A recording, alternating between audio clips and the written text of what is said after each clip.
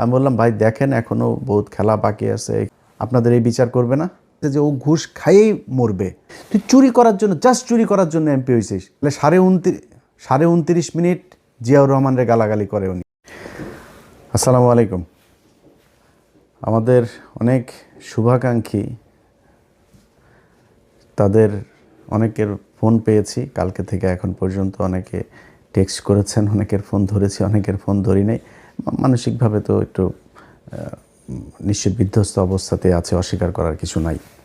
এখন প্রশ্ন হইল যে গতকালকে আপনাদের বাংলাদেশ সময় যখন দুপুর 12টা, আমাদের তখন এখানে আপনাদের এখানে যখন দুপুর এই রাত 12টা, আমার এখানে তখন দুপুর 1টা বাজে।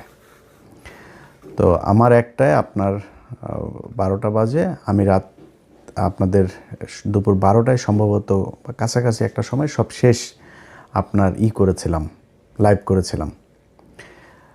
তারপরে ঘুমাতে গিয়েছি, পরিস্থিতি দেখলাম, বুঝা টুঝা যেটুকু বুঝলাম বুঝা তারপরে ঘুমাইতে গেলাম। ঘুম থেকে উঠা কিছুক্ষণ আগে লম্বা একটা ঘুম দিয়েছিলাম, উঠা নাস্তা টাস্তা করলাম, উঠা তারপরে চিন্তা করলাম যে আমাদের অনেক শুভাকাঙ্ক্ষী আছেন, তারা অনেক হতাশায় আছেন, তাদের জন্য কিছু কথা বলা দরকার।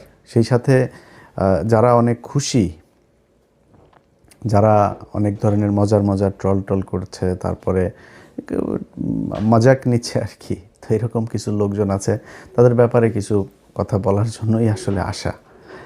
ধরেন আজকে একটা নির্বাচন হয়েছে, এটা কিন্তু 1973 সালে নির্বাচন না, বাংলাদেশের মানুষের চোখের সামনে একটা নির্বাচন হয়েছে। আপনারে মনে করার কোনো কারণ নাই যে আমরা এই দেশে ভেসে এসেছি, আমাদেরকে এই দেশের মানুষ চিনে না, আমরা এই দেশের মানুষ, আমরা কি বলতে চাই, কি বলেছে, কি বুঝাইতে চেয়েছে সেটা মানুষ বুঝে না, এটা মনে করার কোনো কারণ নেই। চোখের সামনে যা হওয়ার হয়েছে, যেটা হয়েছে, আজকে যেটা বলছি কালকে সেটাই বলবো, আগেও সেটাই বলেছি, ওই জায়গাতেই থাকবো। আপনার মনে করে লাভ নাই যে কালকে তারেক রহমানরে যারা গালাগালি দিয়েছে, লন্ডনে আছে, চেনে না, এখানে বসে আপনার এই বিরিয়ানির দোকান থেকে টাকা খায়া তারপরে তারা এখন যায়া এই ফেসবুকে পোস্ট মারে, নানান ধরনের মজা টজা করে। আরে বেটা, জামাত ইসলাম ফেল করেছে না পাশ করেছে, এটা দিয়ে আমার কোনো লাভও হবে না, আমার ব্যক্তিগত কোনো লসও হবে না। এই দেশের ক্ষতি হয়েছে। চোর, বাটপার, দুর্নীতিবাজ এরা যদি দেশ চালায়, সেই দেশ কোনো দিন ভালো চলবে না। অনেক মানুষই অনেকেই বলেন যে ভাই আপনি সরাসরি কেন বিএনপির বিরুদ্ধে হঠাৎ করে গেলেন, আপনি তো বিএনপির লোকই ছিলেন। ভাই আমি আওয়ামী লীগের সময় আপনাদেরকে একটা জিনিস বলেছি, আমার কিন্তু ভাই দুর্নীতি নিয়ে কোনো সমস্যা না। এই যে বিএনপিতে দেখেন না, আপনারা লেখা দিলাম যারা অনেক মজা টজা করছেন না, অনেক খুব ভাবসাব নিচ্ছেন, এমপি হয়েছেন, এবারটা এমপি হওয়ার উদ্দেশ্যটা কী রে তোর? তুই চুরি করার জন্য, জাস্ট চুরি করার জন্য এমপি হয়েছিস? উপর শ্রেণীর এই চোর, তোর সন্তান একটা এমপি, চোখ বন্ধ করে বলে দিবেন বিএনপি কিংবা আওয়ামী লীগের, চোখ বন্ধ করে বলে দেবেন ও যদি এমপির ছেলে হয় ও চোর। ওর পেটের মধ্যে পাড়া মারলে চুরির টাকা বের হবে, চুরির ভাত বের হবে, খাবার বের হবে, ও যে গাড়ি চড়ে সেটা চুরির টাকার, এই বাংলাদেশের জনগণের চুরির টাকার ওর বাপ এত টাকা বেতন পায় না যে ছেলেরে অস্ট্রেলিয়া, ইউকে, ইউএসএ সেখানে নিয়ে পড়াশোনা করায়। সব এমপিদের ছেলেমেয়েরা বিদেশে পড়াশোনা করে, সবার, একজনও বাদ নাই। কিছু হইলেই তারা বিদেশে টাকা পয়সা কেমনে পাঠাবে, পোলাপাইনে কেমনে বিদেশ পাঠাবে, আর পাতলা পায়খানা, হাঁচি কাশি যাই হোক, তারা সিঙ্গাপুর, থাইল্যান্ডে গিয়ে ট্রিটমেন্ট নেবে। এটা কমন জিনিস। টাকাটা কোত্থেকে আসে? তোরা চোর, বাংলাদেশে এই চুরি করে তারপরে রাজনীতি করে, কিন্তু এটা নিয়ে কিছু বলতাম না, কারণ চুরি করে আপনি যদি নাকি এখন থামাইতে যান, এটা থামাইতে পারবেন না, বা এটা একদম ইস্টাবলিশ হয়ে গিয়েছে যে এরা চুরি করবেই, এটা এইভাবেই চলবে। কালকে একজনকে আমি বলছিলাম যে কোনো এক পুলিশ অফিসারের আপনার সাথে কথা হচ্ছিল, আমি তার বললাম যে ভাই, ওনার সাথে কথা বলার সময় ভাবি আবার পাশে থেকে বলছে যে ভাই কী অবস্থা, সেই মাঝে মধ্যে কথা টথা হয়। তা আমি ভাবি সালাম, এই ভাই তো ভোটটা দিবে না, দাঁড়িপাল্লায় আপনি কিন্তু দিবেন। তো উনি এই বলল, ওনার হাজব্যান্ড আমার আবার বলল যে কয় ভাই আমরা দাঁড়িপাল্লায় ভোট দিতে পারবো না, এটা আমাদের এই উপরের একটা হয়েছে, সিদ্ধান্ত হয়েছে যে আমরা এই দাঁড়িপাল্লায় ভোট দেবো না, ধানের শীষ। আমি বললাম ভাই কেন এটা এত হলেন? কয় না ভাই, আমরা এটা যদি তার দাঁড়িপাল্লা যদি আসে তাইলে আমাদের সমস্যা হবে। মানে বুঝছেন তো, ওই ঘুষ খাবে, ওইটা ও একদম এই মাইন্ডের ভিতরে, মাথার ভিতরে ঢুকিয়ে রেখেছে যে ও ঘুষ খাইয়েই মরবে, ওর ঘুষ দিয়েই চলতে হবে, ও সৎ হবে, এই চিন্তাভাবনা ওর মাথার ভেতরে নাই। এ নাকি তার আরও ঊর্ধ্বতন কিছু অফিসার সহ নাকি তারা এই করেছে, না জামাত ইসলামরা আসতে দেওয়া যাবে না। এই হয়েছে গিয়া মানে বাংলাদেশের অবস্থা। এই জায়গা থেকে আপনি রাতারাতি চলে আসবেন, এটা সম্ভব না। এরা করে, আরে বাবারে বিএনপি এসেছে, বিএনপি তোর সমস্যা কি? তোর লাভটা কি? ধান্দাবাজি করবি, এখানে বসে বিরিয়ানির দোকান থেকে টাকা খাইতি, এখন ওইখানে যায় বাংলাদেশে যায় 5 স্টার হোটেল, ওই যারা টেম্পু থেকে টাকা টুকা উঠাবে ওদের কাছ থেকে তোরা চান্দা নিয়ে খাবি। এটাই তো, একটা টেলিভিশনে যায় না বসবি, এরপরে ওইখান থেকে বসে বসে তারপরে ধান্দাবাজি করবি বিভিন্ন জায়গায়। তোর এই যে এমপির কাছে যে এলাকার পোলাপান যে যায় টাকা পয়সাগুলি দেয়, এটা কিসের টাকা? যে ভিক্ষা করে ওর টাকাও তোদের পেটে যায়। এই যে এমপিদের পোলাপান যারা আছিস, তোদের পেটের মধ্যে ভিক্ষা করে ফুটপাতে বসা ল্যাংরা খোড়া যেসব মানুষ যাদেরকে আল্লাহ কোনো না কোনো কারণে প্রতিবন্ধী বানিয়েছেন, এরা হালাল ইনকাম করে, ভিক্ষা করা হালাল, কিন্তু খুব নিম্নমানের হালাল, কিন্তু হালাল, এটা হারাম না। সেই মানুষের টাকা তোদের পেটে আছে, কারণ ওই যে ভিক্ষা করে না, ওরা কিন্তু চাঁদা দেয়, চাঁদা না দিয়ে কেউ বসতে পারে না, এই চাঁদার এই টাকাও তোদের পেটে। সো এমপি দিয়ে তোরা এই এমপি হয়েছিস, এই আবার ভোট চুরি করে এত খুশি হয়ে তারপরে এত ভাল লাগে কথা বলতে। আরে বাবারে বাবা, মনে হয় বিরাট একটা ব্যাপার, বা কি ভাই কী হইলো, আরে বাবা বিশাল ব্যাপার। কি করবি? চুরি করবি? কোনো ভালো উদ্দেশ্য আছে? একজন এমপি বল আমার, বিএনপির একজন এমপি আছে যার কিনা উদ্দেশ্য আছে আসলে দেশের এই করা, দেশের সেটা মারা? এরা এই যে কথা বলে দেশের মানুষের জন্য কিছু, আল্লাহর পর সালারা, তুই মানুষের জন্য যদি কিছু করতে চাইতি তো সম্পত্তি কমে? কোনো এমপির সম্পত্তি কমে জীবনে কোনো দিন? ওই এমপি হইলে ওর যদি 5 কোটির মালিক হয়, পরের বছর এই হলফনামার মধ্যে যাই করে। এই হইল গিয়ে অবস্থা। এই হলফনামাটা নিয়েও এই ইউনূসের সরকার এই শয়তানি করেছে। আওয়ামী লীগের সময় হলফনামাগুলো অনলাইনে দেখা যাইতো, কয়দিন আগে এই নির্বাচন কমিশন আসার পরে হলফনামাগুলো সব বন্ধ করে দিয়েছে। বন্ধ করেছে কেন জানেন?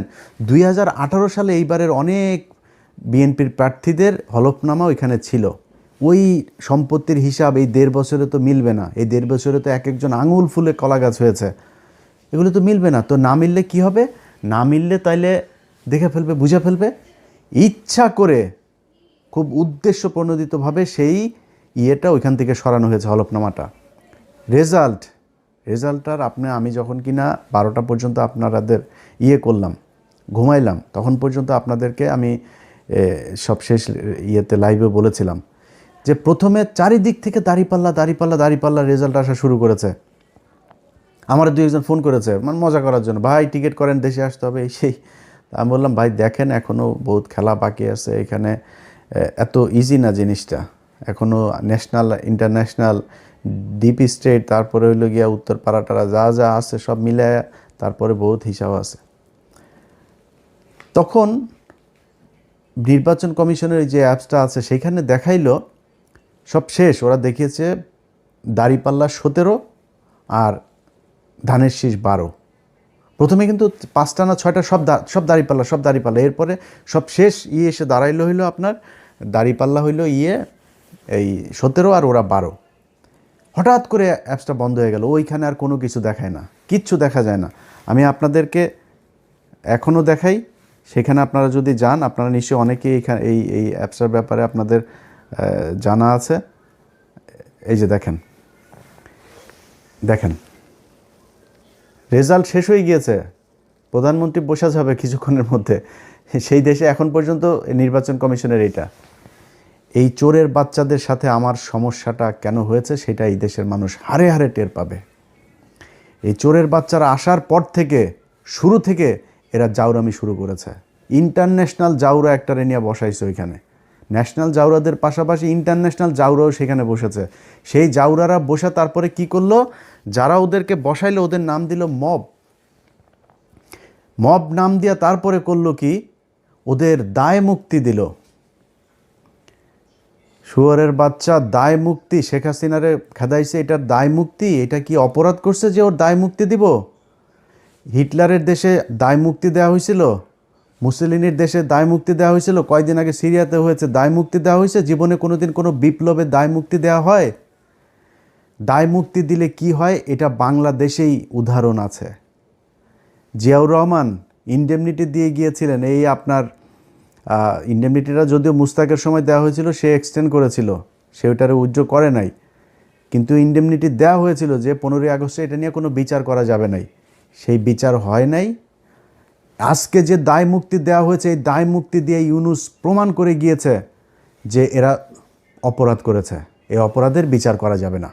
আমি অপরাধ করি না, আপনি দায় মুক্তি দিবেন কেন? যেদিন দায় মুক্তির কথা বলা হয়েছে, দায় মুক্তি অধ্যাদেশ যেদিন জারি করা হয়েছে, সেদিন এই যে যারা আছে আজকে বিপ্লবী, যারা জুলাই আন্দোলনের নেতৃত্ব দিয়েছিল, এদের ফাঁসির দড়ি রেডি করে গিয়েছে সেদিন থেকে। এরা এসে এখন সুশীল সাজে। একদম শুরুতেই মাহমুদুর রহমান যখন দেশে গেল, মাহমুদুর রহমান দেশে যাবে, তারা মাহমুদুর রহমানের 3-4 দিন দেশে জেলে থাকতে হইল। ওনারা আইন মেনে, তারপরে তুই কোন আইন দিয়ে রে উপদেষ্টা হয়েছিলি আমারে বলতো, কোন আইন তোরে শেখ হাসিনারে দেশ থেকে বার করাইলি? শেখ হাসিনার সংবিধানে কোনো অসাংবিধানিক, কোনো অনির্বাচিত সরকারের কোনো অস্তিত্ব আছে? সেই সংবিধানের উপরে বসে তোরা চুপ করে রেখে দিছিস। তোরা আসিস এদের বিরুদ্ধে দায় মুক্তি অধ্যাদেশ দেশ। এই দায় মুক্তি দিয়া আমি আজকে আমার মানে আল্লাহ কতদিন বাঁচিয়ে রাখবে সেটা জানি না, সারা জীবন তো বেঁচে থাকবো না। আমার মৃত্যুর আগে হোক আর পরে হোক, আপনাদের একটা জিনিস বলে গেলাম, এই দায় মুক্তি দিয়া যারা এই হাসনাত, সার্জিস, নাহিদ, আসিফ, মাহফুজ, যারা যারা আছে না, এদের ফাঁসি একদিন এই দেশে হবে, হইতে পারে যদি এই দেশে আবার আওয়ামী লীগ ব্যাক করে। আর আওয়ামী লীগ যে ব্যাক করবে সেটা মোটামুটি গ্যারান্টি হয়ে গিয়েছে। আওয়ামী লীগ আপনি রাজনীতি এই দেশে করতে দিবেন, রাজনীতি করতে দেওয়ার পরে মনে করেন 10-15 বছর পরে আওয়ামী লীগ আসলো, আপনাদের এই বিচার করবে না? বিচার তো করার জন্য আপনি সুযোগ দিয়েছেন, আপনি বলেছেন আপনি অপরাধ করেছেন, সেটার দায় মুক্তি দেওয়া হয়েছে। দায় মুক্তি অধ্যাদেশটা বাতিল করে দিল, কি করবেন? 15ই আগস্টের ঘটনায় সব কটার ফাঁসি দেওয়া হয়েছে না? এই একই দায় মুক্তির অধ্যাদেশ করা হয়েছিল তো, তাই না? এই ইনডেমনিটি দিয়েই তাদের বাঁচিয়ে রাখা হয়েছিল, দেশ থেকে বের করে দেওয়া হয়েছিল। তারপরে জিয়াউর রহমান যদি সেদিন এই বিপ্লবীদেরকে দেশে রেখে তারপরে যদি সরকার পরিচালনা করতো, সেই বিপ্লবী সরকার দিয়ে যদি পরিচালনা করতো, তাহলে জিয়াউর রহমানেরও মরতে হইতো না। জিয়াউর রহমান এই একই পাকনামি করে তারপরে তাদেরকে, মেজর ডালিম যিনি এখন বাইরে আছেন, যদি আধা ঘন্টা তার সাথে কথা বলেন, তাহলে 29.5 মিনিট জিয়াউর রহমানের গালাগালি করে উনি। বিশাল ক্ষোভ তার, প্রচণ্ড ক্ষোভ, অনেক ঘৃণা আমার দেশের প্রতি। কারণ এই দেশ তারা বাঁচিয়ে গিয়েছেন, এই বীর যোদ্ধাদেরকে আমাদের দেশের মানুষ সম্মান করতে পারে নাই, এই জন্য আজকে দেশের এই অবস্থা। আপনারা এখন দাঁত কেলায়া তারপরে হাসেন, আরে বাবারে বাবারে বাবা, কত নির্লজ্জ হইলে একটা মানুষ। আরে বেটা, মানুষ জানে না আমরা কারা, আমরা কি কথা বলি আমরা জানি না। তো একজন আমার একটু আগে বলতেছে যে ভাই আপনি বিএনপির বিরুদ্ধে একদম এইভাবে অলওয়ে কেন গেলেন? এবার বিএনপির বিরুদ্ধে যাই নাই, বিএনপি যে চাঁদাবাজি করে, চাঁদাবাজি করেই খাবে, এটা আমরা জানি। আমি আওয়ামী লীগ আমলে বলেছি এই কথা, যে বিএনপি যদি 15 বছর সুযোগ পায়, তাহলে আওয়ামী লীগের চেয়েও ভয়ঙ্কর অবস্থা ধারণ করবে দুর্নীতির দিকটা। খালি জিয়া পরিবারের প্রতি সম্মানটা কেন? জিয়া পরিবারের প্রতি সম্মান একটাই কারণ, সেটা হচ্ছে যে ভারতের বেলায় তারা এই ভারত তার বাবাকে মেরেছে, ভারত তার মাকে মেরেছে, হইতে পারে এই ভারতের হাতে তারও মৃত্যু হবে। সো এই ভারত আপনার তার পরিবারের শত্রু। পারিবারিকভাবে তারা ভারতের বিরুদ্ধে সবসময় অবস্থান নিয়েছে, তাদের ভিতরে একটা দেশপ্রেম আছে, যেই কারণে আমরা এদের প্রতি একটা আমাদের সফট কর্নার আছে, তাদের প্রতি একটা সম্মান আছে। কিন্তু এখন দুর্নীতির কথার কারণে তো আমরা তার কাছ থেকে এই বিএনপির বিরুদ্ধে এইভাবে দাঁড়াইনি। কেন দাঁড়িয়েছি?